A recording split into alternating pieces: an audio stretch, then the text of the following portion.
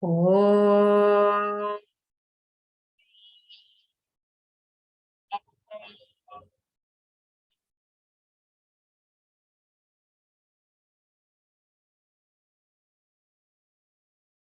Om.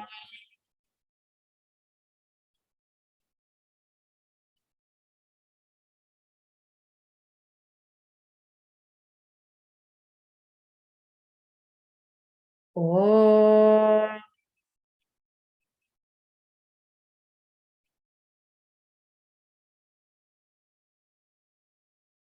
Om Sahana Vavatu Sahanao Bhunaktu Saha Viryam Karavavahai Tejasvinavadhitamastu ma vidvishavahai. Om Shanti Shanti Shanti. Samasta Jana Kalyane Niratam Karunamayam Namami Chinmayam Devam Sadgurum Brahma Vidvaram.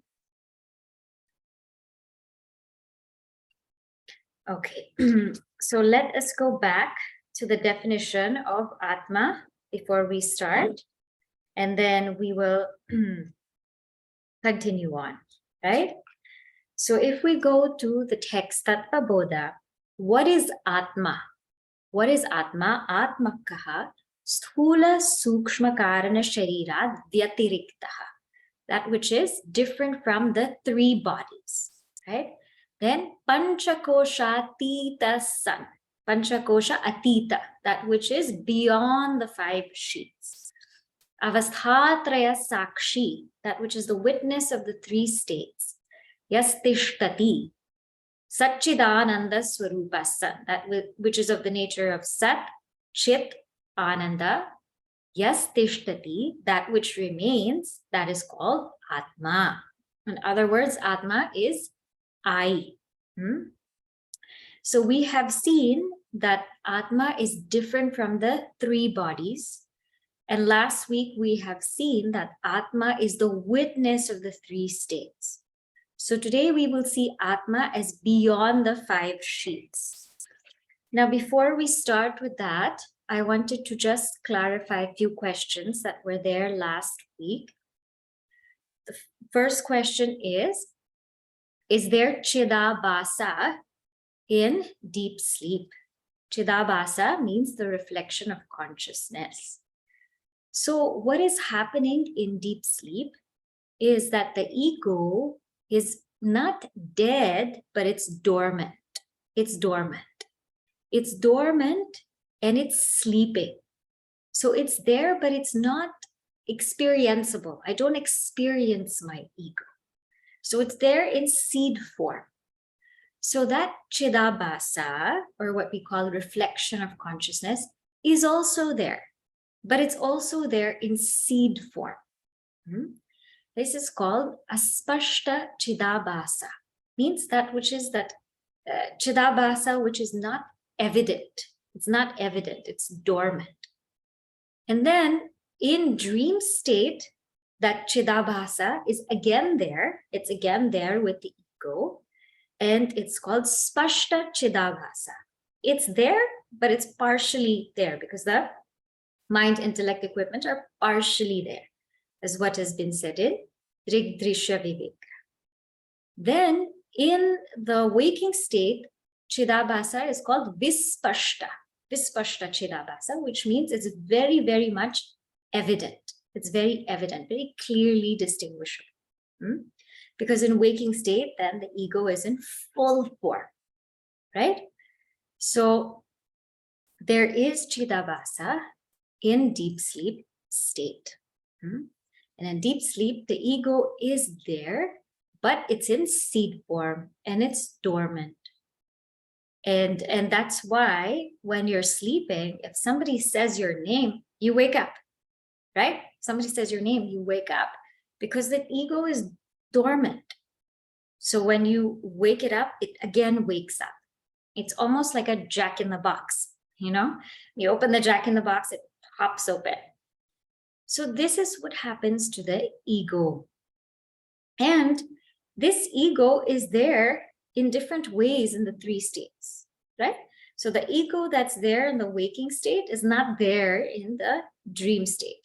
And the ego that's there in the dream state is not there in the deep sleep state. And the ego that's there in the deep sleep state is not there in the waking state, right? So in other words, the waker is not there in the dreamer. The dreamer is not there in the deep sleeper. And the deep sleeper is not there in the waker. But what is there at all times, which illumines everything, that is called Sakshi. Sakshi, which we say is a witness consciousness, right? And it is by being the substratum of that ego, it is Sat. It is upon which everything exists. By illumining that very ego, it is Chit. And by the very fact that it's unlimited, it is beyond the mind, it is Ananda. But more about Satchit and Ananda will come next week. This is just to give us a crystal clear understanding. Gurudev wrote something, we got something about what Gurudev said today, and it was so beautiful. It said that the whole of science, they just analyze pretty much the waking state. So here, we're just working on one state. Now, the waking state is not everything. It's not the entirety of your being. What Vedanta does is it analyzes your entire being, all the states, every single thing that we experience daily. That's all Vedanta is doing. It's just analyzing our daily experiences and bringing it to us very clearly and saying, look, this is what's happening. This is what's happening. And all we have to do is tune into that, grasp that, and then we're able to understand. So this analysis of the three bodies, of the three states, now we will go into the 5 sheets. It's all actually analyzing our daily experience. Nothing more complicated than that. And then there was a question about, is the intellect available there in dream state? So from what we have studied, they say that the intellect is not really there. Like the mind aspect is there, but not really the intellect aspect, because we tend to get out of control in dreams, in the sense that a lot of our dreams are unedited. They just kind of, it's like one of the Swamijis gives a great example. He's like, it's like a champagne bottle, right? And you put a cork on top. And you put a cork on top. In the waking state, you're experiencing everything, and you put like a cork, you put like a stopper there, because there's only certain things that we can do or we can say. But in the dream state, it's as though that cork is removed. So that cork is like that intellect. It's as though removed. And so it just fizzes. Everything starts to fizz out. So that fizzing out is the fizzing out of our vasanas. So actually in the dream state, we are exhausting some of our vasanas. Some of the vasanas that we could not exhaust in waking state, we're exhausting it in dream state. So don't get too worried if you keep having dreams. It's okay. It's a vasana exhauster, don't worry too much about it. And then somebody asked the question, what happens if we have repeated dreams, right? So that is not the Vishaya or the subject matter of Vedanta. For that, one might have to study a different kind of science or psychology. Vedanta is very much concerned with not what happens, like not the kind of dreams that we have, but who is illuminating this dream. So attention is always to be taken inward. So now I hope that is clear, and we will move now to the 5 sheets. Okay. So I'm on Tattva Bodha. This is page 63 for me. So it should be around there for you. And I will read it, and then we will see the meaning. Panchakoshaha ke annamayaha pranamayaha manomayaha Vijnanamayaha Anandamayascha iti. So here, Panchakoshaha ke means what are these 5 sheaths? So Pancha means 5. Kosha means sheath. Sheath is like a where you put a sword, that's called sheath. You put a sword in that covering is called sheath. Why are these called sheaths here? These are called sheaths because they as though cover Atma. So imagine Atma is like the sword and you have sort of a covering on it, and that's called a sheath. These sheaths as though cover Atma. Now we have so many kinds of koshas, right? The cover for the phone, the case for the laptop, the cover for the car, so many kinds of coverings. So what really covers Atma is the identification with these sheaths. So this is to be clearly understood because even an enlightened being will have 5 sheaths, right? What are the 5 sheaths? Annamayaha, food sheath. Pranamayaha, vital air sheath. Manomayaha, mental or mind sheath. Vijnanamayaha, intellectual sheath. And Anandamaya, the bliss sheath. So even an enlightened being will have these sheaths. Even an enlightened being will have the body, mind, intellect. Even the enlightened being will have that ego, that reflection of consciousness in that ego. Even the enlightened being will have all that. But what's the difference is that enlightened being doesn't identify. That's the difference. So when it says this kosha covers Atma, what's really covering Atma is the identification with them. Because an enlightened being has all of these things and there's no problem whatsoever. Now, that sheath, right, is different from what it covers. So in the same way, Atma is different from the sheaths. And the sheath as though takes the form of what it covers. So here, the body as though takes the form of Atma or I. The mind as though takes the form of Atma. So this is why it's called sheath. It's a kind of covering. And these are the 5 sheaths. Now, the 5 of them are enumerated in such a way that first is the grossest sheath, and then it comes to the subtlest sheath. Why? Because again, Vedanta is always the journey from the known to the unknown, to what is very much evident to us, to that which is less evident. So it will go from the gross to the subtle. And as it becomes subtle, the subtler sheath pervades the gross sheath. So the subtler sheath pervades the gross sheath. It's more pervasive, it's subtler, and it also governs the gross sheath. And we will see this when we analyze each sheath. So they are in this specific order. Now, how are we looking at this? So there's this one nice nyaya. Nyaya means maxim. And it's a Shakha Chandra Nyaya. Shakha Chandra Nyaya.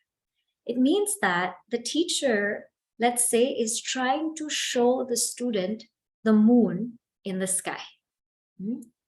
And the student is unable to see the moon, is not able to see where is the moon, what's happening with the moon, can't see it.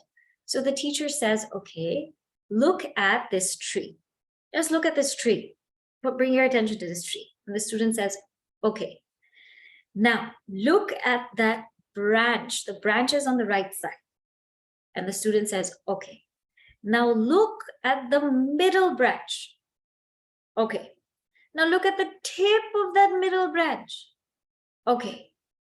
Now look at what it's pointing to. And then the student sees the moon. So what happens here is the tree is used to see the moon. But note that the moon is not touching the tree. The moon is not touching the tree. So the 5 koshas are here. They're a method to know, to realize Atma. They don't touch Atma at all. At the same time, that very moon, which the teacher is indicating, that moon is illuminating the tree. Without the light of the moon, you can't see the tree. So in the same way, without Atma, I can't actually experience these 5 sheaths. So Atma here is both immanent, the innermost, and yet transcendent.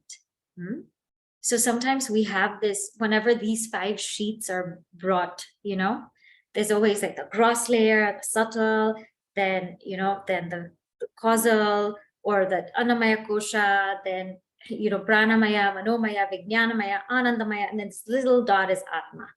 That's fine, but Atma is the core, but it's all pervading. So we shouldn't get that notion that Atma is just this little bitty Atma. That Atma is the immanent and transcendent. Okay? So now we will go into the first sheath. And then we will do like a 6-point analysis here. So for each sheath, we're going to talk about what is that sheath. So this is the first point. Why am I not this particular sheath? That's the second point. The third point is how obsessed we get with that sheath. The fourth point, identified with that sheath, what do we say? Fifth point is what should our attitude be towards the sheath? And sixth is what is the purpose of this sheath? Why do we have this sheath in the first place? Okay, so let us look here first at the food sheath.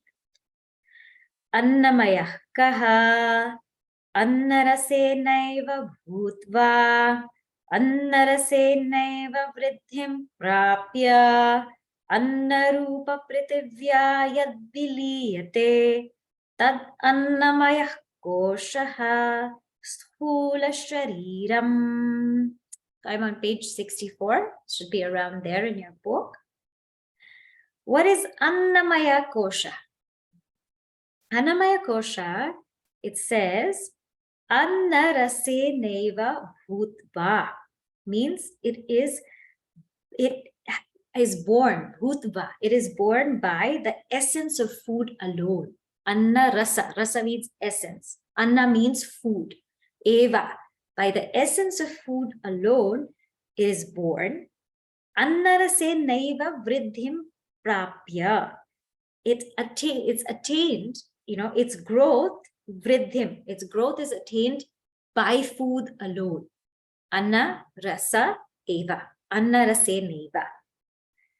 And then, anna rupa pritivyam yadviliyate, it merges where in the very earth, anna rupa pritivyam, into the very earth which is of the nature of food.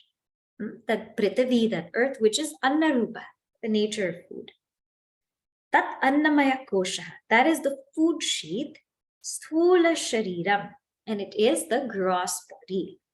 So what is the food sheath? That which is born from the essence of food, grows by the essence of food, merges into the earth, which is the nature of food, is called the food sheath or gross body. So this is a no-brainer, right?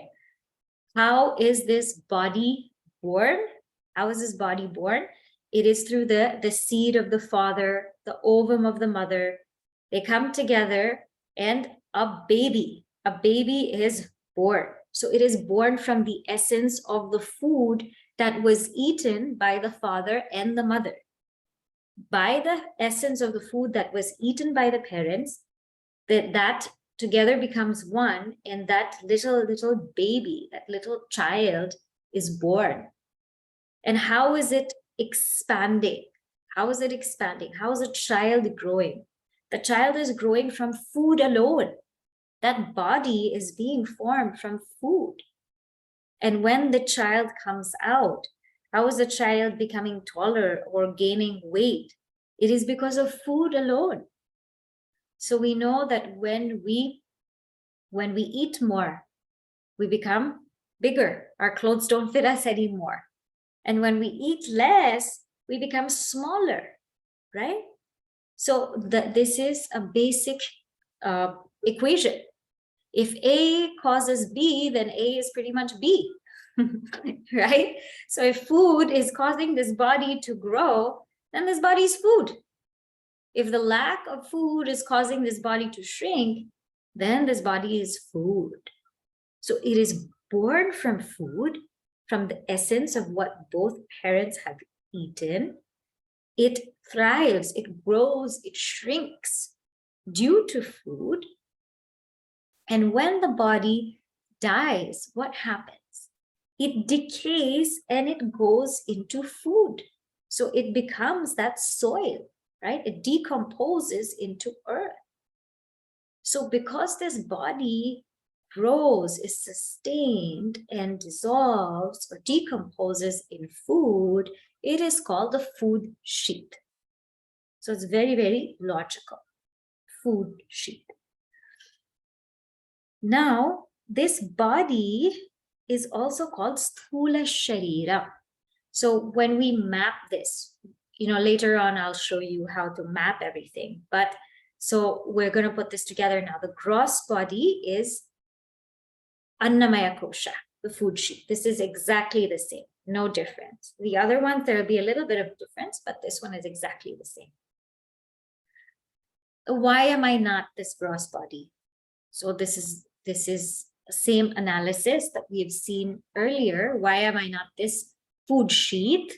Because this food sheath is changing. It's changing. It's constantly, it's small, and then it grows slowly as I grow in age. And then again, it becomes bigger and bigger. And then when I grow older, again, it shrinks. So it keeps changing, and I am changeless, right? So if I feel like I am the body, then which body am I? Am I this child body? Am I this teenage body? Am I this womanly body? Which body am I? Right? I can't be that because it keeps changing. It keeps changing. And I am the one that's aware of all of these changes. There's something that's changeless there. The next thing is that this body is seen. It's an object of my experience, and I am the seer, right?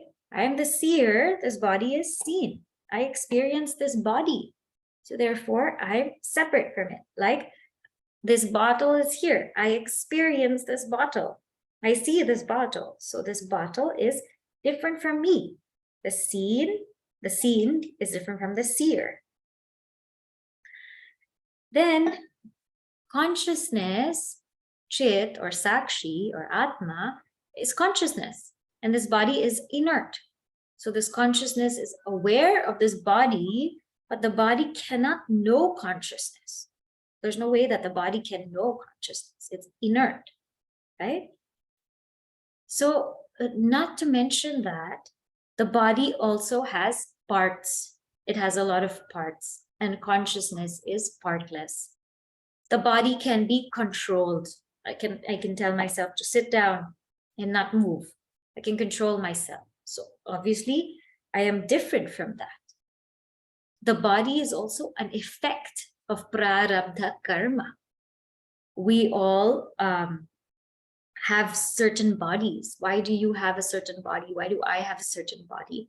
Because it's an effect of our prarabdha karma. So this cannot be Atma, because Atma is not an effect, nor is it really a cause of anything. So this body cannot be me. The fact that it is come about, that the fact that it's a product of my karma, means there's something apart from it. There's something different from it. So this body, and it dies. It dies. So this body cannot be me. And in fact, if we look at the Vedas, There's no entry for somebody who thinks they're the body.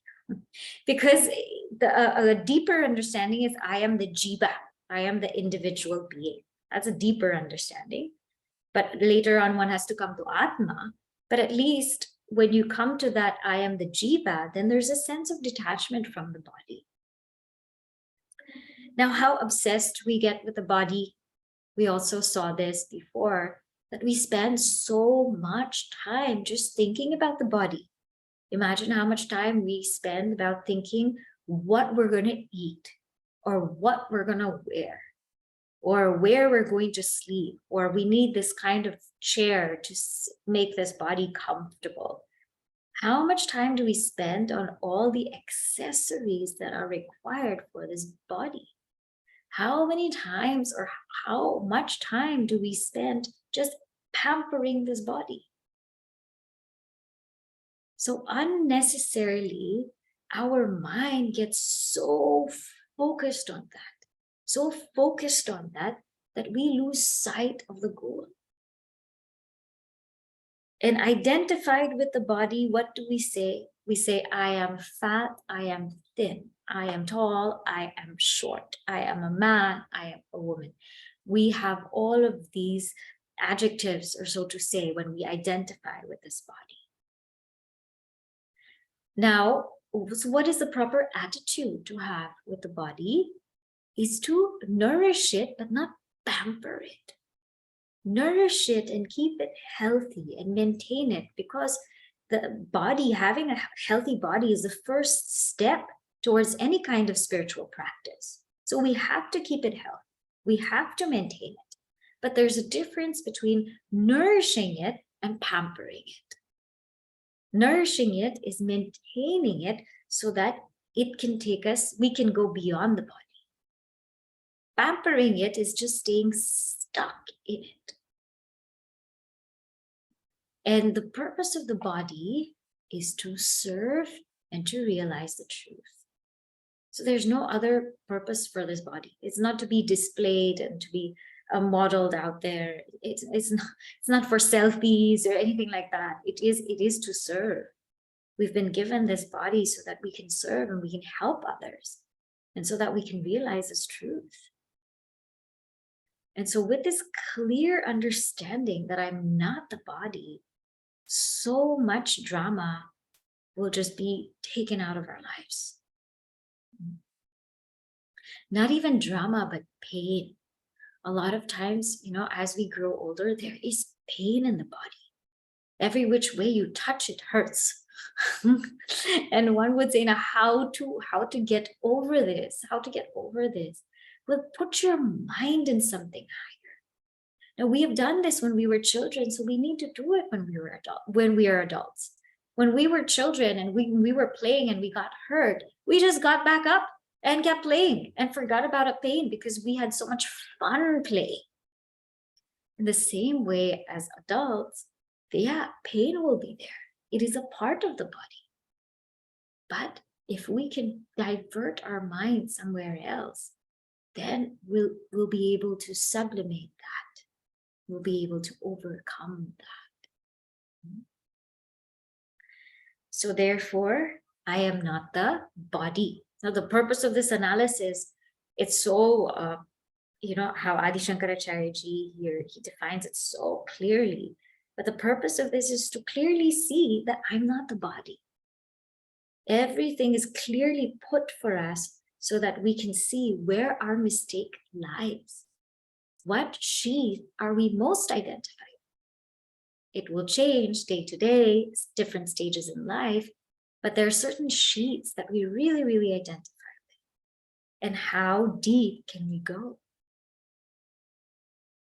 Now we will go to the next sheath, okay? The next sheath is now the vital air sheath, Pranamaya Kosha. Pranamaya Kaha, Pranadhyaha, Panchavayavaha, Vagindriya Panchakam, Pranamaya Koshaha. So what is the vital air sheath? Pranamaya Kosha. It says Pranadhyaha. means prana, etc. Panchavayavaha, the 5 modifications of the air. Vag Indriya Panchakam. Vag means that faculty of speech. So beginning with faculty of speech, that all those faculties of action, that is pranamaya kosha. So what is the vital air sheath? The 5 physiological functions like prana, etc., and the 5 organs of action like speech, etc., form the vital air sheath. So here we have the 5 pranas. So last time when we took up the subtle body, I explained in detail the 5 pranas. So now I will just touch upon it. And those 5 pranas with the 5 faculties of action, which are what? Faculty of speaking, faculty of grasping, faculty of locomotion, excretion, reproduction. These are the faculties of action along with the 5 pranas. What are these pranas again? These are the vital airs actually that energize the physiological functions. So we have the prana, apana, vyana, udana, samana, right? What prana does, prana is it energizes respiration, inhalation, exhalation. That's called prana, the one that energizes. So prana is not inhalation, exhalation. It is that which governs these processes. Okay. Then apana is that which governs what? Excretion. Excretion. Vyana is that vital air sheath which governs circulation. Circulation all over the body. So sometimes when we have a cramp, what is that? Vyana, that vyana is not working. So sometimes there's a cramp, you're sitting for a long time, vyana is not working. Sometimes we get constipated. Then what happens? Apana is not working. Or sometimes we are out of breath. Prana is not working well. So prana, apana, vyana, udana, that which governs the reverse processes. Like things which, they just didn't get in the system properly. So sometimes we have to cough, or sometimes we have to sneeze. Sometimes we have to, tears come from our eyes. So these reverse processes are governed by udana. And also they say the jiva leaves the body through udana vayu. And then samana, that which governs our digestion, our digestive process. So sometimes if we have indigestion or our stomach is so bloated, then samana is not functioning as it should. So all of them, prana, apana, vyana, udana, samana, they all have the root, which is an. An means to go. And in the direction they go, accordingly, there's a prefix assigned. So pra plus an is prana, v plus an is vyana, like that.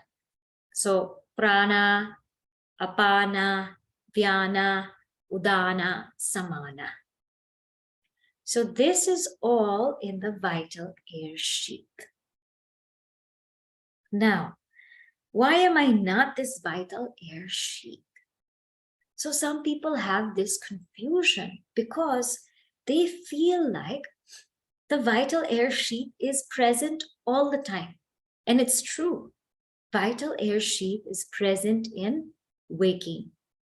It's present also in dream. And it's present also in deep sleep. Because when we are sleeping, we are breathing, aren't we? And when we are sleeping, our hair is growing, nails are growing, circulation, digestion is happening. That's why when we wake up, we are hungry. So all of these processes are actually still happening in the 3 states. So why can't that be Atma? That cannot be Atma because prana is inert. It's inert. It's jada. It cannot know me. I am aware and I can be aware of my breath, but my breath cannot be aware of me. So even if it's there in all the times, it is still an object of my experience. So prana is also called Vayu Vikara, a modification of air. It's changing. It's changing. We know, right? As we age, we used to maybe run 5-6 miles a day. Now, after 2 miles, we're panting, right? So that's changing. We used to be able to eat so much food, and now maybe we can't eat that much, right? Or everything, the blood used to circulate so well. Now there's a blockage. So this prana, this changes. This is subject to modification. While I am changeless, I'm aware of all the changes. This prana is an object of my experience. And I am, so it is again seen, I am the seer. I am the seer, this is seen, it's experienced. And prana is inert, I am consciousness. I am aware of prana, but prana cannot know me, So therefore, I cannot be these pranas. And I definitely, with the same logic, I cannot be this faculty of seeing, hearing, not seeing, hearing, faculty of grasping, faculty of locomotion, faculty of speech. That cannot be me, because I am definitely aware of all of this. So how am I obsessed with this pranamaya kosha? People become very obsessed with energy, all about, let me make sure my energy is right, my energy is good. So there are a lot of attempts to check the energy of certain places, make sure it's calm, make sure it's serene, preserve the energy. There's a lot of attempts towards that. And also, so many people also get a lot of, we say, joy, or they get a kick out of being able to control their breath. So sometimes people say that I can hold my breath, for 2 minutes underwater, or I can hold my breath for 5 minutes underwater. All kinds of things happen. So they thrive on these siddhis that they get through the pranamaya kosha, or any siddhi that they get. One story comes to mind. This certain yogi, he spent like 15 years trying to get to walk on water. So he meditated so he could get these powers to walk on water. So one great Mahatma was there, and he said, I have this siddhi, I have this power, I can walk on water. What can you do? This took me 15 years.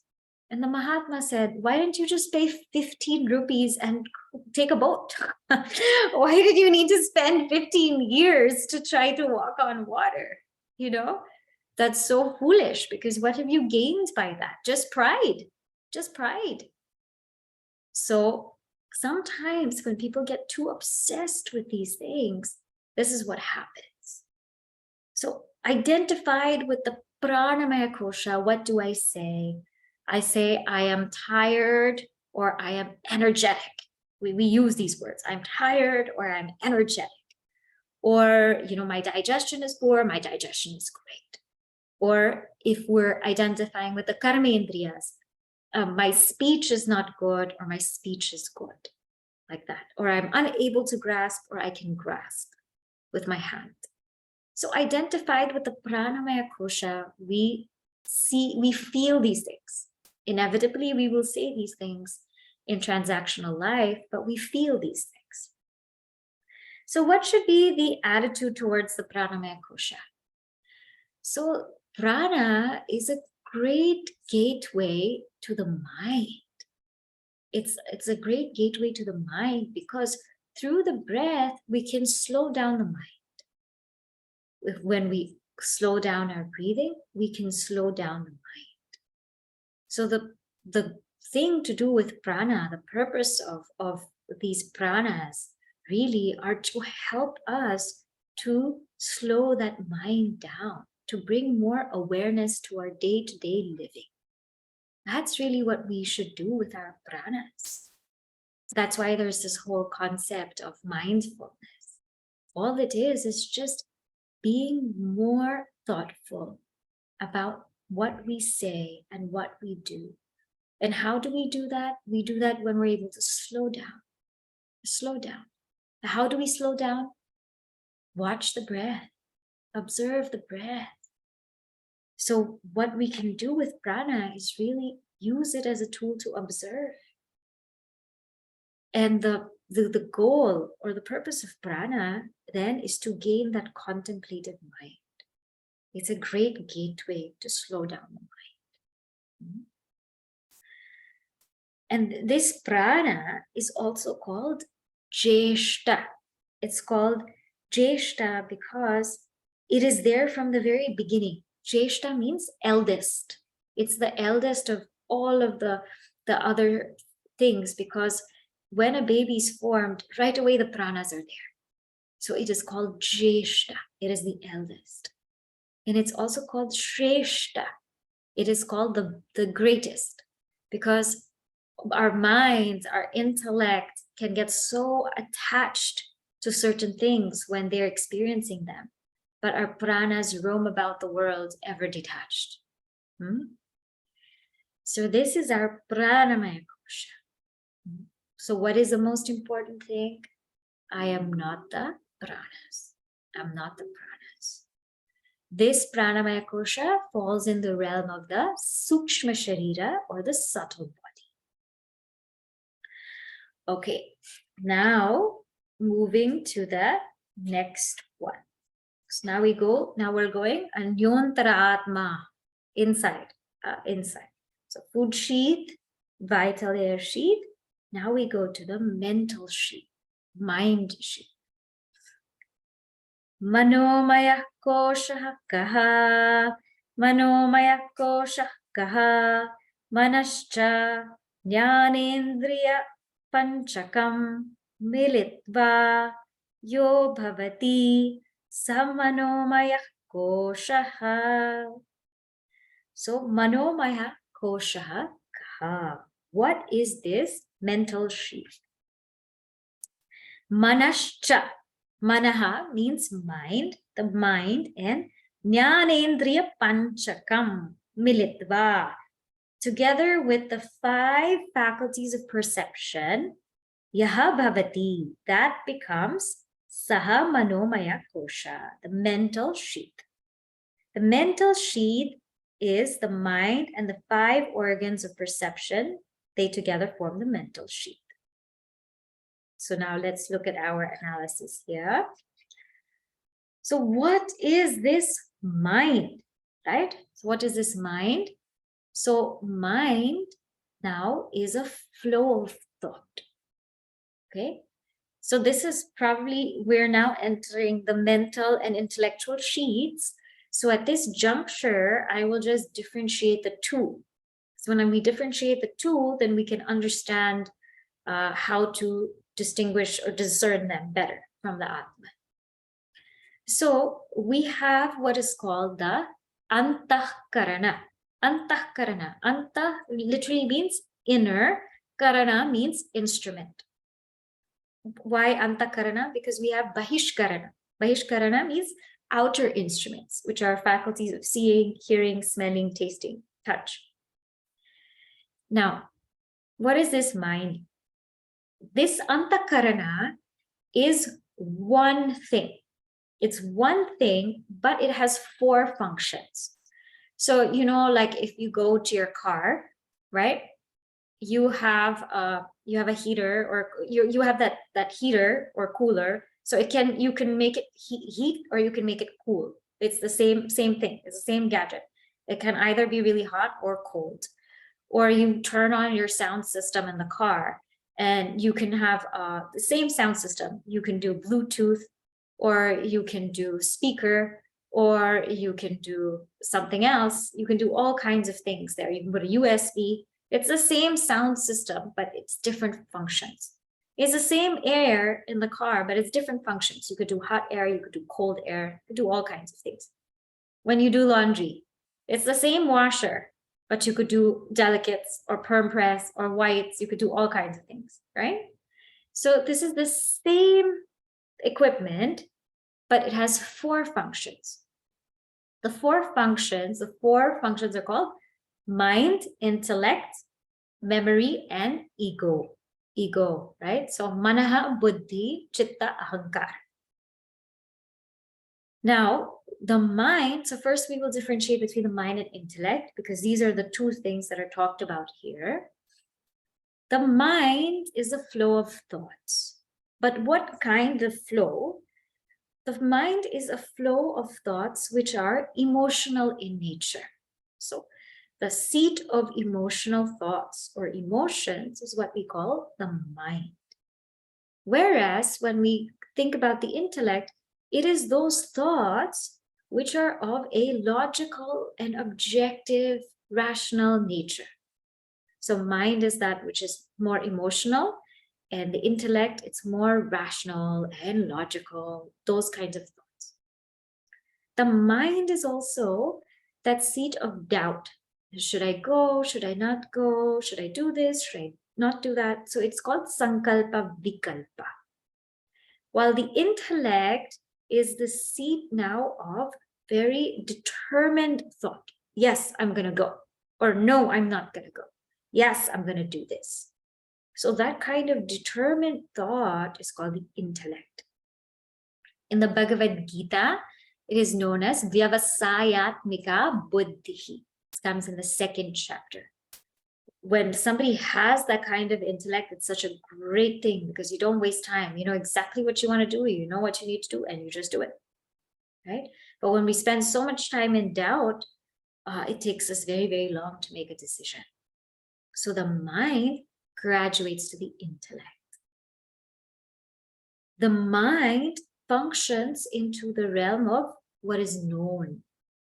But the intellect can actually venture into what's unknown. It can even think beyond. It can go beyond and think about what is unknown, what could be beyond what I'm experiencing now. Then the mind, as we said, it's the flow of thoughts, but the intellect can set that direction. The intellect has the power to set the direction. So for example, so many thoughts are coming through my mind right now. What is it that holds it? Holds it and says, I'll go this way. That is called the intellect. So in the Kathopanishad analogy, right, the mind is like the reins that control the horses, which are the senses, but the intellect is the one that controls the reins. So many thoughts could flow, but the intellect will say, oh, go this way, or oh, go that way, or oh, stop thinking this. So the intellect controls the flow or the direction of the thoughts in the mind.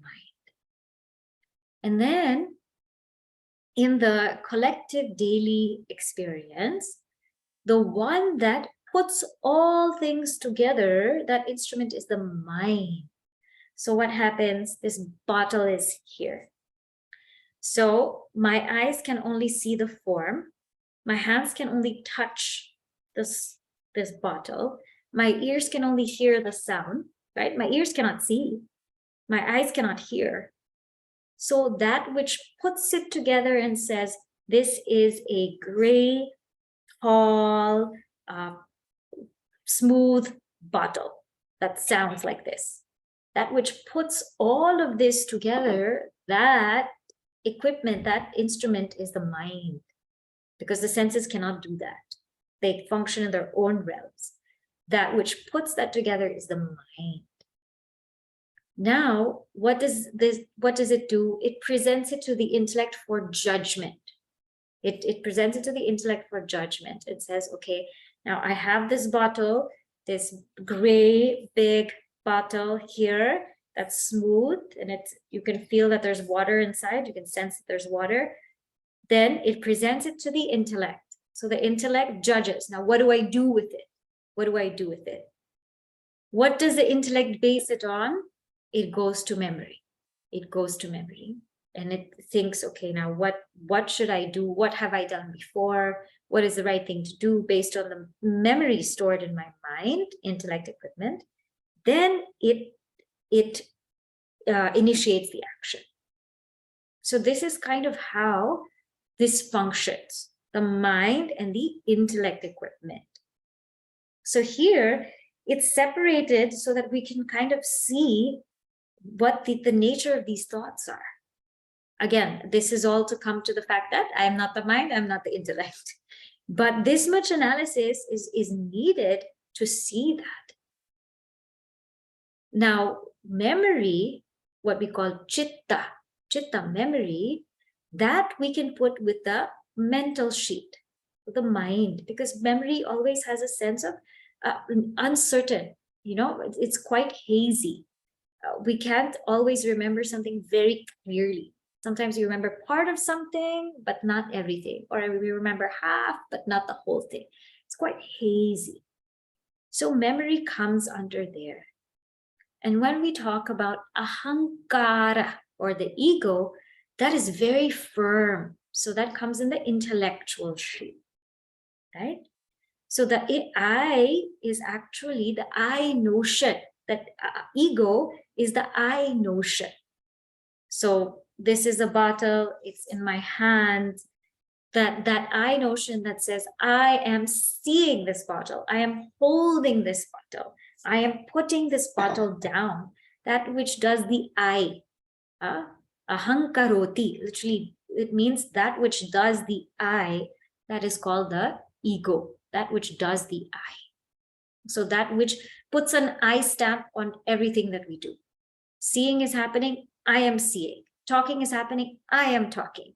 Reading is happening, I am reading. That I stamp is what we call ego. So now that that distinction is clear, now come back to the mental sheath. Mental sheath.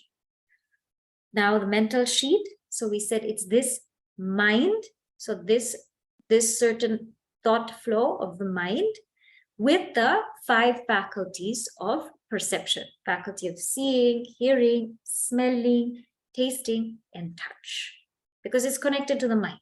This is all connected to the mind. This is how we receive information. So now what happens? Why am I not this mind? Why am I not this mind? The same reasons apply, right? The mind is changing. So many different thoughts are there in our mind. Just think, you being in this lecture, how many times so many different thoughts would have come, right? It is changing, yet I am changeless. I'm changeless, and I am aware of all of these changing thoughts. In the mind, these thoughts are also seen. They're seen, and I am the seer. So I am aware of these thoughts. And these thoughts are inert. They're inert, right? So that I can know, or I am aware of joy or sorrow, but joy cannot know me. Sorrow cannot know me. So when we say something is it's inert, means it doesn't have the ability to know itself or anything else. So joy cannot know me, sorrow cannot know me. And these thoughts that we have in the mind, they're subject to arrival and departure. They come and they go, and they come and they go, and they come and they go. So this cannot be me. These thoughts, all of them cannot be me. I am different from them. And these thoughts also, one more beautiful thing that they say in Panchadashi, or these thoughts are also of the nature of impurities. Sometimes, like greed or lust or anger, they're of all of these natures, and that cannot be the pure Atman. Can't be the pure Atman. Now, how obsessed do we get with our minds? So now there's a whole big thing about mental health, right? Because we so strongly identify with this mind that we feel like we are completely one with it. There's what we call tadatmya. Tadatmya means tat atma. I feel that is me. So we get so obsessed that when the mind is feeling so low, we feel like I am so down, I am so low. When the mind has gone through a traumatic experience, we cannot divorce or separate ourselves from that. When the mind has gone through so much pain because of something or someone, we have a hard time to pull ourselves apart from that. And it's because of that all of these issues are coming up, because we're unable to lift ourselves away from the mind. So in that way, we do get obsessed with it when we're not able to step away, set ourselves apart from it, and identify with it. What do we say? I am happy, I am sad. We say all of these emotions. And some people might feel like, I am happy, but isn't that a good thing? Yes, but remember, everything is limited, right? So even that I am happy will become I am sad. And I am sad will become I am happy. So even this sort of I am happy thought is not actually the happiness that we're seeking. Because as nice as it might feel for that brief moment, again, it will switch. A happy thought doesn't stay all the time. We've seen this. This is our direct experience in our lives. Now, so what should be the attitude towards the mind? So a seeker has to put forth every single effort to make the mind sattvic. The crux of all spiritual practice is to make the mind sattvic, to bring the mind to a great degree of sattva. Sattva means a pure mind, make it pure, so that this knowledge can immediately become evident. Right now, whatever we're discussing, hopefully it's very clear. But sometimes because our mind it has a lot of impurities in it, it's not able to grasp it. So what we can do, or what to do with this mind, what's our attitude towards it, is to purify it to a great extent, so that the knowledge becomes clearly evident. So a sattvic mind. And the purpose of the mind then being is to revel in divinity, to revel in that great divinity, that Bhagavan, that Atman, to revel in great, divine, subtle, serene things. That's the purpose of the mind. What do we do with the mind? That's what we do with it. Divinize it. Divinize it. Use every single attempt to divinize it, because it is such an important tool, and it will help us in seeking in this path. So this is the mind, the realm of the mind. Now, what about the intellect? So let us read now this intellect. Vijnanamaya kaha buddhirjnanendriya panchakam militva yo bhavati savijnanamaya koshaha. So here, Vijnanamaya koshaha. It says buddhir jnanendriya panchakam. Basically, that intellect and the 5 sense organs of perception, faculties of perception, militva, together, yaha bhavati, that is Vijnanamaya koshaha, the intellectual sheath. So the intellectual sheath is the intellect and the 5 organs of perception together. That is the intellectual sheath. So what is it exactly? We have already seen how different it is from the mind. It is in this Vijnanamaya kosha that the reflection of consciousness appears, right? So when we say reflection of consciousness, what does that mean? Reflection of consciousness is what we call jiva. This term jiva you must have heard. Jiva, the individual, is a reflection of consciousness. This is also called sometimes in Gurudev's chart, perceiver, feeler, thinker.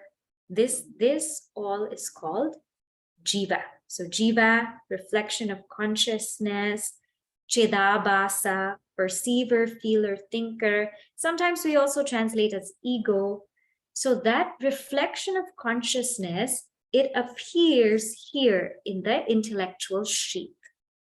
The reflection of consciousness appears here in the intellectual sheath. So now I'm going to give you this example so that we can be very, very clear. In the example of the sun and the bucket with water, what is happening there? The sun, there's an original sun, and there's a bucket, and the bucket there is the gross body. The water there is the subtle body. So subtle body, you can also take the Manomaya Kosha, Vijnanamaya Kosha. And the reflection of the sun there, that's called the jiva.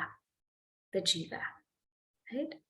So that happens, that reflection of consciousness happens in the Vijnanamaya Kosha. So that jiva, which we consider as the doer, the enjoyer, the one that really identifies with everything, is in the Vijnanamaya Kosha. So why are we not this? Because remember, this sense of individuality, again, it becomes dormant. It goes to sleep. It's like what we saw last time. In the waking state, it's so up and alive. I am an individual. I am Shubhani. I am this. I am that. It's so up and alive. But in deep sleep, it's completely dormant. It's completely not experienced. Now imagine if, let us say we are maybe 45 years old. Let's say 45 years old, right? Now, let us say an average of maybe how many hours we sleep? Let's say maybe 6 hours of sleep we have every day, right? So 1/3 of our day is in sleep. Let's say 6 hours of sleep. Now, if we have lived 45 years, then what does that mean? 1/3 of our life is in sleep. So what does that mean? 15 years, I didn't experience this individuality. 15 years, I have no experience of Shubhani. Now, how can I be that? How can I be that? We are so rooted in this individuality. We are so obsessed with it, but it is not us because it is not experienced all the time. So therefore, I cannot be that. This individuality keeps changing, right? So now the Shubhani that's here now is so different from who I was 5 years ago, or so different from who I was 10 years ago. It keeps changing. This personality, this individuality, it keeps changing and changing and changing, but I am changeless. This individuality is experienced. I experience it. I am aware of it. I am the seer. It is seen. The ego is illumined by consciousness. And that ego is inert. That ego cannot know me. I am aware of it, but it cannot know me. I am aware of it, but it cannot know me. And it's subject to arrival, it's subject to departure. It is that which is not always there, not always experienced. Therefore, as much as we take ourselves to be this ego, we are not that ego. We're not that ego. And in fact, if we deeply, deeply inquire into who we are, that ego will completely dissolve. This is said in Upadesha Sara. Manasam tukyam margane kriti naiva manasam marga arjanat. Bhagavan Ramana Maharshi Ji says, what is this mind? What is this inner equipment? Manasam tukyam, right? Margane krite means when you do that inquiry, inquiring, who am I? Who am I? Who am I? Who am I? We will come to the clear realization that there is no ego. There is no ego. It just drops. Naiva manasam. There is no ego. And this is the direct path. So here we can clearly ascertain that I am not this ego. And not only that, how obsessed do we get with this? So we get so obsessed with our individuality, with our being. I want to become this, and I want to become that, and I want to achieve this, and I want to achieve that. We become so obsessed with all of this. And we spend our whole entire lives trying to become something. And finally realize that the best thing is to be nothing. This is life. So we get so obsessed with this ego. Identified with it, what do we say? We say, I am this individual. This is me. I am wonderful. I am great. Or I am so, I'm not great at all. I'm terrible. I'm not okay. These high self-esteem or low self-esteem, all kinds of identification happens with this ego. And then, so what should be our attitude towards it? So our attitude towards our ego should be, use it to seek. Remember, the purpose of this ego is to inquire.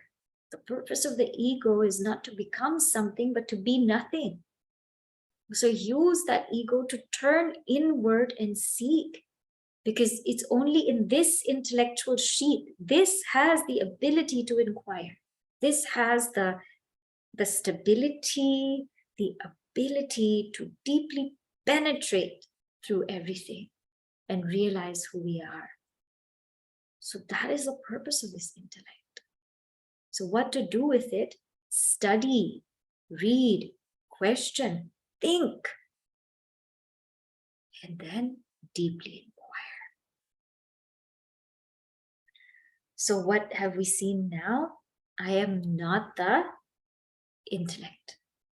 So I am not the pranas, I am not the mind, I am not the intellect. These three together make the subtle body or the sukshma sharira. And they also are known as pranamaya koshaha, is what we usually put together with kriya shakti. That shakti of action. It helps us to act. Manomaya kosha is ichha shakti. That shakti or that power which desires. The desiring comes in the mind. And the intellect is jnana shakti. That power which helps us to come to know who we are. Vijnanamaya kosha. Okay. Now we're coming to the innermost sheath. So brace yourself. I know I've been talking for a long time, but I want to make this very, very clear. So, so that is why. Okay. So we have here food sheath, vital air sheath, mental sheath, intellectual sheath. Now we have something called the bliss sheath. Bliss sheath.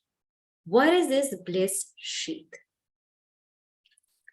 Anandamayah kaha evameva karana sharira bhuta avidyastha malina sattvam priyadi vritti sahitam sat anandamayah koshaha etat kosha panchakam. So So what is Anandamaya Kosha? Anandamaya Kaha says, Evam Eva, in this way alone, Karana Sharira Bhuta. So, Avidyastha Malina Sattva.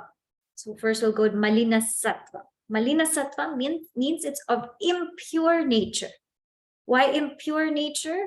Because it's predominating with Rajas and Tamas over Sattva. This is what's called Malina Sattva, impure nature. And this which is impure nature, what is it? Avidyastha. It is established in ignorance. And all of this we will see. And what is it? Karana Sharira Bhuta. It is the form of the causal body. Priyadi Vritti Sahitam Sat. It's united with thoughts like Priya, etc. This is Anandamaya Kosha or Bliss Sheath. Etat Kosha Panchakam. What is Bliss Sheath? Established in ignorance, which is the form of the causal body of impure nature, united with thoughts like Priya, etc., is the Bliss Sheath. These are the 5 sheaths. Okay, so first let's take one by one. So we have mapped the Sthula Sharira or the gross body with Annamaya Kosha or the food sheath. Then now the next step we mapped the Sukshma Sharira or the subtle body with what? The Pranamaya Kosha, Manomaya Kosha, and Vijnanamaya Kosha. With the Prana, the vital air sheath, the mental sheath, intellectual sheath. These we mapped with the subtle body. Now we're coming to the causal body, and the mapping comes with the bliss sheath or Anandamaya Kosha, but not exactly. Why? Because when we talked about Karana Sharira, that is pertaining to deep sleep. That is exclusive to that the one who's identified with that is in the deep sleep state. With this Anandamaya Kosha, it is the bliss sheath, not only in the deep sleep state, but also in waking. Not only the bliss of the deep sleep, but also in waking. In Karana Sharira, it focused on the bliss of deep sleep. So if you see the definition there, it focused on the bliss of deep sleep. Here, the bliss in deep sleep and waking. So that is how to map it. Well, what kind of bliss is this? This is the bliss that is out of ignorance. It is the bliss out of ignorance. So the bliss in deep sleep, we can understand very well, because what happens is there are no objects. There are no objects, and the thought is not contacting the world. So when the thought is not contacting the world, there is no such agitation. Whenever the thought or the mind, intellect, equipment contacts the world, then there's always some kind of, I know, I want, I'm doing this, I'm doing that. There's some kind of agitation. And then again, in the dream state, the thought is contacting the dream world. But when we come to the deep sleep state, there's no thought object modification. They're not contacting each other. So it's quite blissful. So when we see, in the deep sleep state, Maya or avidya in this case has 2 powers, avarna and vikshepa. Avarna, the veiling, vikshepa, the one that's projecting. So that projecting power is not there in deep sleep. So in waking and dream, we have the veiling power and the projecting power. But in the deep sleep, you don't have that projecting power. So there's no duality there. And everything is very peaceful. And because everything's very peaceful, there are no thought modifications, no objects. Mind is very peaceful. It's in bliss. So everyone has that unified expression of bliss in deep sleep. Everyone's deep sleep is the same in that way. When we sleep well, we feel very rested. And a person who doesn't sleep, then they get very anxious. Now, what is this bliss in the waking state? How does it manifest? So it manifests in these 3 kinds of thoughts. Three kinds of thoughts called Priya, Bodha, and Pramoda. Now, see, here there is a difference, okay, with these thoughts. When we talk about I feel happy or I am happy, this is in the mental sheath. This is very different from the happiness in the bliss sheath. When we say I am happy, that thought that still has the object experience, that's still experiencing the object, that is called the thought I am happy in the mental sheath. When that thought has dropped the object, then that is the bliss sheath. And I'll give you an example so you can understand. So Priya is this thought that when I see something that I really like, then I feel very happy. So let us say now I see the sunshine or the sunshine. I see the sunshine and it's actually rising in the morning. It's rising in the morning. I'm outside in the park and I'm seeing it rise. And as I see the sun rise, I say, wow, I'm happy. This is amazing. But so there, the thought still has the object. But the minute that I drop the object and I sort of close my eyes and I sort of lose myself in this moment, that is called bliss sheath. So when we drop the object and we turn within and we sort of just lose ourselves, that is called Priya. When I see the object, I lose myself and I go inward and I'm in bliss. So I drop the object. It's just bliss that's there. Then Bodha. Bodha is when I'm holding the object. When I'm holding the object, then, so like, let's say somebody wins a trophy. Somebody wins a trophy or an Oscar or something. So when you get it in your hand, you're like, yes, this is amazing. This is great. That is Manomaya Kosha. But when you're holding it, after all of that, you sort of just go in and you feel this peace, like that kind of peace where you lose yourself. That's called Anandamaya Kosha, where you drop the object. Or like in the World Cup, they get the trophy and everybody's so happy, happy, happy. But then there's a certain moment where you just fall silent and you lose yourself. That is that Anandamaya Kosha. And Pramoda is when you become one with the object and you go inward. So let us say you eat a piece of chocolate cake, and you eat that chocolate cake. You're eating it and you're like, yeah, this is really good. It's so delicious. But there's a moment where you eat that chocolate cake and you totally lose yourself and go inward. You're like, you lose yourself. That is called Anandamaya Kosha. So that sheath where you drop the object, you go inside and you lose yourself. So again, there's no duality. There's no modifications because you just lose yourself. You go lose yourself in it. Why is it the bliss of ignorance? Because we are so silly. We think that the bliss that we're feeling inside is from the object outside. We think that this chocolate cake gave me that, wow, that bliss. But actually not. All that happened is the mind became quiet and therefore it is fully able to reflect pure consciousness. That's all that happened.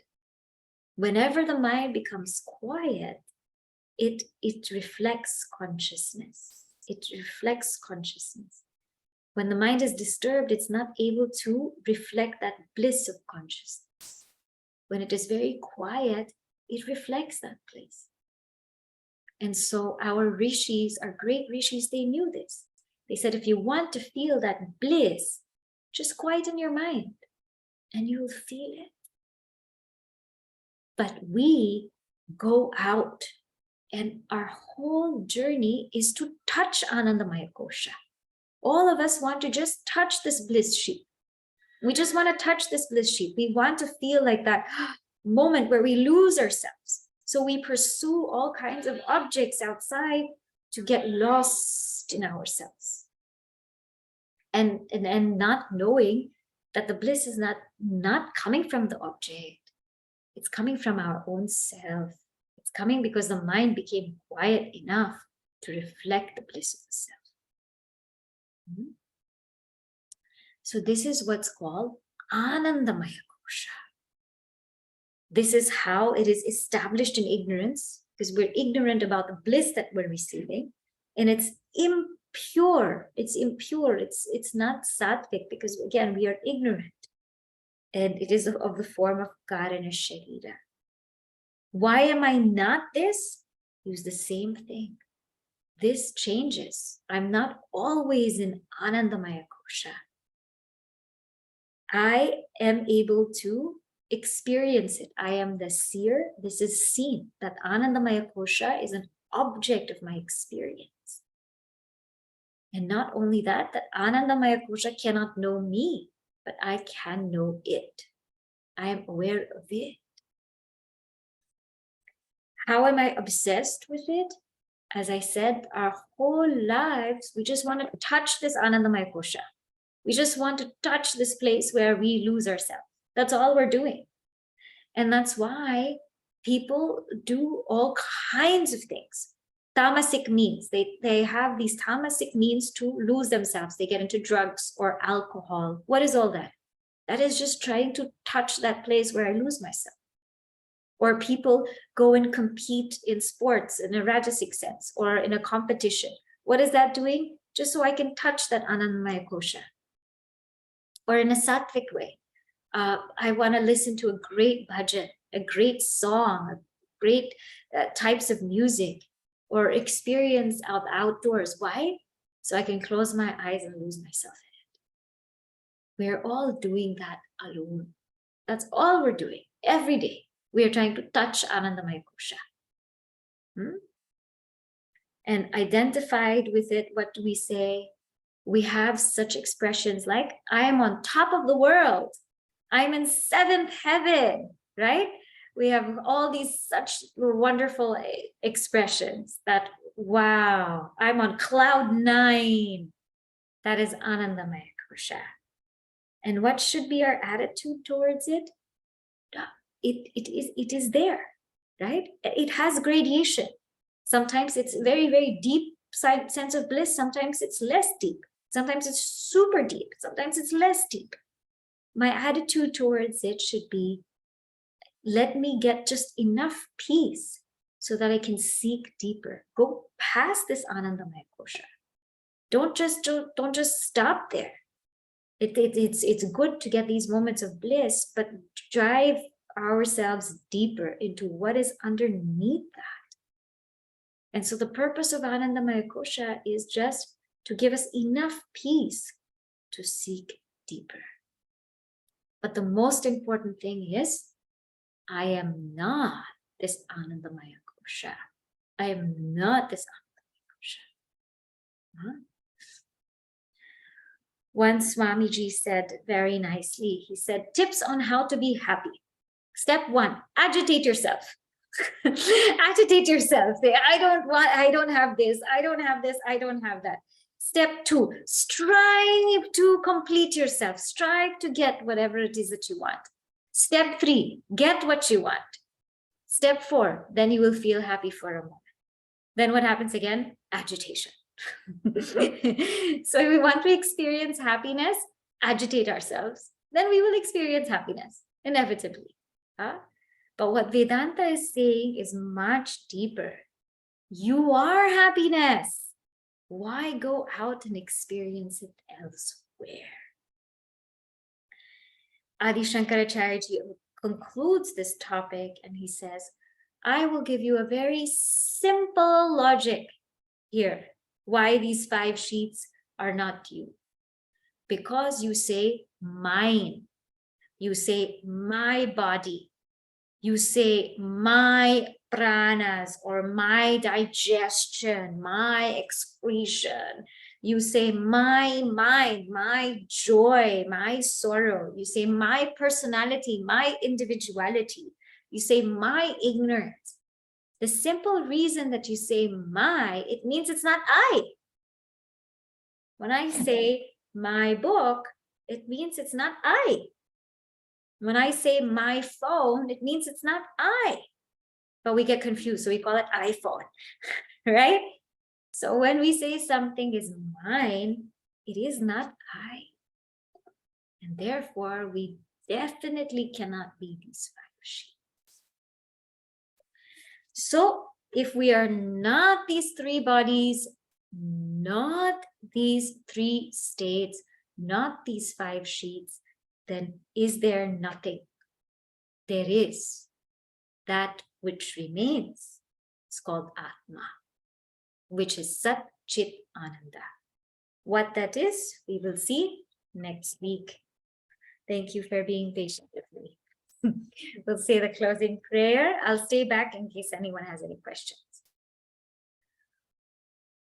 Om Purnamada Purnamidam Purnat Purnamudachyate Purnasya Purnamadaya Purnameva Vashishyate.